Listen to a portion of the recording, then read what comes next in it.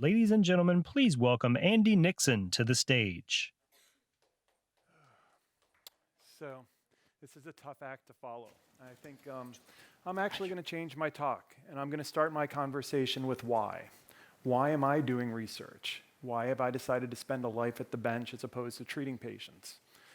I think it all started with my vision as a young person, always loving science. I knew that I wanted to be a doctor, or at least my mom thought I wanted to be a doctor. And as I went further and further through college, I recognized that one of the hardest things I think about being a doctor is having to give bad news. And I think that was the thing that steered me away from medicine. I think I was afraid. I think I was a little timid and didn't think I would be up to the challenge of actually treating patients. So as a result, I focused on biochemistry, hard science, spending my days and nights in the lab, and really trying to think about the science and not really thinking about what the meaningful impact of my research was. As we've heard many talks today, the publication that I needed to get to the next level, the quality of my work, was it in that top tier journal? Those were the things that drove me. And then after I finished graduate school, I moved across the state to Duke University, started doing more clinically oriented research. And as I finished my fellowship, I was lucky enough to team up with a clinician. The clinician was Herb Hurwitz, and he had just launched the first drug that was an anti-angiogenic agent that was approved for colorectal cancer. Drug's Avastin. I think many of you know that drug. And my job in setting up the lab was to establish biomarkers. And I was still very somewhat timid of engaging the clinical enterprise, working with the patients, engaging with the patient advocates. I second Patrick's view as my role in very large NCI initiatives. We always have an advocate as part of our team. It's important to have that perspective. And I'll say that maybe I've grown up a little bit, but the single best part of my job is now getting the feedback from the patients, whether it's the gratitude or the experience. When we're actually spending our time in the lab, there's very little feedback to the people in my group that somebody actually says thank you. But we make it a point to invite the patients down. Every patient contributes samples, whether it's a blood sample, a urine sample, a dermal biopsy. And they wonder what happens to those samples once they leave their body. We show the patients what's going on. We take them behind, it's sort of a messy door, but we let them in and we let them see all the things that are happening. And that connection between the lab and the patient is something now that makes me come full circle. And it gets me back to that why. Why am I doing it? I might not have realized it when I was doing it at the time, but my path took me from the research lab and now full circle back to integrating this research into patients. So I'm going to skip some background. I don't think we need to hear so much about this. And I'm going to talk a little bit now about how I've used the biomarkers and how I've used my passion to help patients. And this has been, we've searched for biomarkers to guide anti-angiogenic therapies. For many of you who don't know, the anti-angiogenic world has been around for a long time. Now, tumorangiogenesis was a very opportunistic place to look for biomarkers. If you look here at this slide, without going into details, it's a very organized process in which the tumor secretes a variety of factors that causes the vasculature to remodel. And in doing this, it can cause vascularization of the tumor, which allows migration and tube formation, and finally the vessels mature.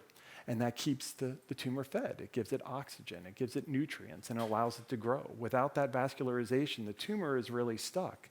And if you look here at the various yellow, the various yellow markers, they were all biomarker opportunities. So I started the lab, I didn't know where to begin.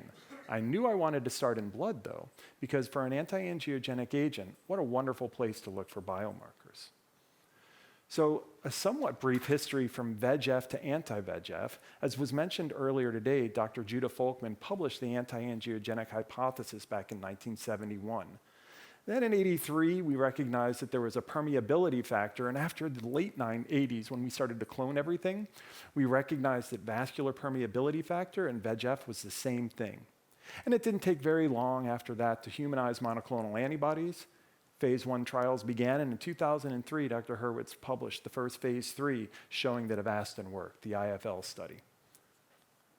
But it's 2019, and we still don't have any biomarkers for anti-VEGF agents. This is despite tremendous efforts by academia, pharma, biotech, diagnostic companies. We just don't have any validated or clinically implementable biomarkers.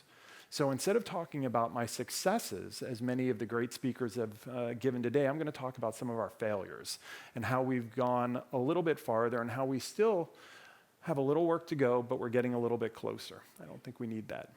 Well, so there has been a technological evolution. We know that. We've talked about technology. We've heard about a variety of technologies here.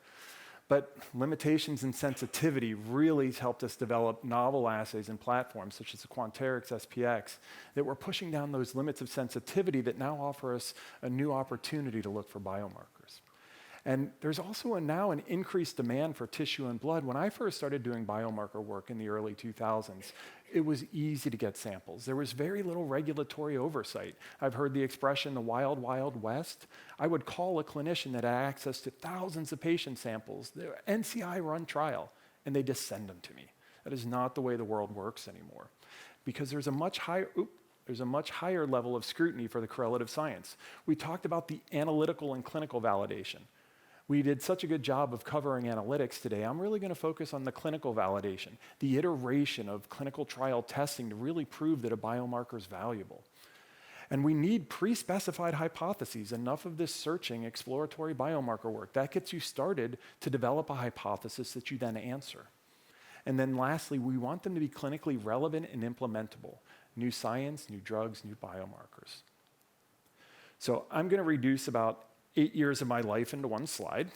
And basically, using the multiplex ELISA platform, we developed a panel of key immune, inflammatory, and matrix-derived factors that we think are important for anti-angiogenic agents across diseases. I'm sure that you recognize some of your favorite proteins in here. Maybe some are more unique. But working with the team that developed the SPX, we made sure that each one of these assays worked really well. And it's an accordion. We started off with 40 and dropped it down to 20 and added new markers as the biology began to expose itself. And we settled on this. And I do want to point out, this is an NCI-approved assay. I had to go through rigorous testing through the NCI Biomarker Review Committee to ensure that the panel met all the pre-specifications for analytical validity before it could ever be tested into NCI trials. So I don't want anyone to spend too much time going through this, but I'm going to cover about 6 studies. These are all large randomized phase 3 studies with the drug bevacizumab. And we're looking at pancreatic cancer. This is renal cancer, colon cancer. And I'll point out that's the largest study run in colorectal cancer in the metastatic setting, run in a decade. Over 2,000 patients comparing the drug bevacizumab, an anti-VEGF agent, to an anti-EGFR. Basically, the gist of it was there was no difference, but biomarkers are showing that there are different populations. We're looking at prostate, looking at bladder, and we're looking at ovarian. To have a collection of studies, all randomized to bevacizumab at a large phase 3 setting, these are the type of studies that allow us to clinically validate a biomarker. So I'm going to talk 2 little vignettes. I'm going to talk about IL6 and VEGF-D, 2 potential predictors for anti-VEGF. So without going too much into all the clinical trial designs, they're very straightforward. In this particular case, in 90206, it was a randomized trial of interferon alpha, standard chemo, plus or minus Bev. We had our patients, we randomized to chemo or chemo plus Bev. The study itself was not positive. However, this is where biomarkers can leverage. I won't call it a close hit, it's 0.1, but it wasn't a total failure. And what did we see here? So I want to quickly walk through a Kaplanmeier plot. This plot beautifully shows both prognostic and predictive biomarkers. Looking at these upper lines here, you see the dotted lines. These are low IL6. IL6 is a bad thing. Most of the things on my panel are bad. We want them to be low. You see here, these patients are doing much better, but there's really no difference between the drugs. The black and the red lines overlap. But the predictive value is really shown here. Low is here. These guys are all high. They do much worse. But the patients that received bevacizumab, those patients did better than the patients that did not in the high context, basically taking a high patient and converting him to low. So this is just one study in and of itself. What does this show? Well, the same year, a very similar agent, a drug pazopanib, a small molecule produced by GSK, some colleagues down at MD Anderson saw very similar results in their renal population, renal cancer. Without going into the lines, I wish I color-coded everything perfectly, but again, we have low, we have high. The low patients, there's no value in the IL6. In the high patients, those are the patients that derive benefit from bevacizumab. So now we have two studies. And just like we learned when we were kids watching Schoolhouse Rock, 3 is the magic number. And we'd really like to see 3 studies with a positive p-value showing a predictive value. Again, the original renal cancer. This is ovarian cancer. This was a study run by GOG, Gynecologic Oncology Group. And what we see here is while the lines are somewhat spread due to the overall time to progression in this particular case, again, you'll see low IL6, again, for low IL6, Bev or no Bev, doesn't matter. But here with the high IL6, the addition of Bev matters. Again, we have 3 studies that now show high IL6 is a potential predictor for bevacizumab. So what do we do next? We want to validate this. Well, fortunately, the NRG Cooperative Group is conducting 3 large randomized phase 3 studies right now with a drug called cediranib. Cediranib is a small molecule inhibitor to VEG-F, and it's being combined with a drug called olaparib, a PARP inhibitor. And we've been granted access because we have an NCI-approved assay. They have allowed us to be embedded in those studies. The studies are completing, and the samples are now moving over to the lab. We're going to be able to look at platinum-sensitive ovarian, platinum-resistant ovarian cancer, and also endometrial cancer. The hope is in the next 2 years, we can run through these studies and identify any consistency that we will see in the biomarkers. And I'm excited about that because we saw both in a monoclonal antibody, bevacizumab, and the small molecule, pazopanib, both showed the IL6 was a potential predictor. So we're excited to run this, and we look forward to presenting this work at upcoming meetings. But something that is more biologically relevant, VEGF-D. Is this a biomarker to guide anti-angiogenic therapy in GI cancers? And just to sort of take a step back, bevacizumab binds VEGF-A. When you remove VEGF-A from the system, VEGF-D is there. Normally, VEGF-D is more lymphangiogenosis, not so much angiogenesis. But when you remove VEGF-A from the system, VEGF-D can do VEGF-A's job. So just remember that. If you're removing VEGF-A, VEGF-D can act like that. So standard schema, we have pancreatic patients treated with either gemcitabine or gemcitabine plus bevacizumab. This was a randomized trial. It was actually a failure, and bevacizumab's not moved forward at all in pancreatic cancer. The samples were there, and we began to interrogate that. So I'm going to show a little bit different plot here. This is called a forest plot, and I really want to draw everyone's attention to the top here, favoring Bev or favoring placebo. What we noticed here was VEGF-D, this lowest quartile. Those patients with very low levels of VEGF-D favored bevacizumab. The higher levels favored placebo, and you can see it doesn't cross that unity line. This is forest plot. I don't think I showed the next slide. Okay, so at the same ASCO meeting when I presented this data, another presenter showed very similar data from an Australian trial where they looked at bevacizumab in a GI cancer cohort. It was colorectal cancer, but they used immunohistochemistry. They saw the same exact thing. The low expressors were the ones that benefited. Now we've got blood and we have tissue showing the same thing. Whenever you have concordant results, that's really exciting. So, as I mentioned, we had a colon study coming up, 80405. We took the same blood-based biomarker approach, and we did see again that VEGF-D was predictive. And this is going to be a little bit cumbersome to look at, but I just want everyone to focus on this line. These are the patients with low VEGF-D that were treated with bevacizumab. That's the line that separates. It's tough to pull this out because, remember, we didn't have a control group here. We had cetuximab versus bevacizumab.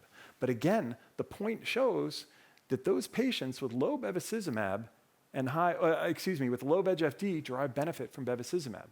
Now, something that was interesting and unexpected is we allowed dealer's choice chemotherapy in this setting, meaning they could get FOLFOX or FOLFIRI. We only saw this in the FOLFOX. It's a chemotherapy regimen with an oxaliplatin. We don't understand why that's happening. And I'm quickly going to cover something that was done by Eli Lilly with their drug, ramucirumab, where we see a randomized trial treated with either chemotherapy or chemotherapy plus ramucirumab, where bevacizumab binds the ligand, ramucirumab binds a receptor on the cell. Slightly different mechanism. And what did we see? We see the exact opposite in this particular case. We see that high levels of VEGF-D benefit in this red line here, and low levels of VEGF-D actually have harm. So if we take this all into, if we sort of process this, and if we assume what I'm showing is truth, which I don't know, we potentially have a biomarker that can select for two drugs that are active in this space. If you're low VEGF-D, you get BEV. And if you're high VEGF-D, you get RAM. So there are complications in why this is moving forward. As many of you recognize, BEV is off patent, so the biosimilars are there, and I don't know how much Genentech is inspired to develop a biomarker around that. And then if you look at Lilly's situation, the way they ran their study in Europe can't be recapitulated in the US because we don't just give chemotherapy to those patients. So it's going to be up to academics like myself or other foundation members to really get at this. So what we're doing is we're continuing to validate whether IL6 or VEGF-D predict benefit or lack of benefit for these patients. And we want to incorporate the most up-to-date best science to develop the next generation inflammatory and immune checkpoint. I did it for angiogenesis, I can do it for IO agents. And then lastly, we want to test and optimize novel assays, which really get to the homebrew aspect of many things that we do in the lab. And we need both analytical and clinical validation. And of course, I thank everyone in the lab, all the students, the residents, and mostly all the patients that have contributed. It's one of the most altruistic things I can imagine, and I know that it's hard on not only the patients, but their family, but it does make a difference. So with that, I end my talk, and thank you.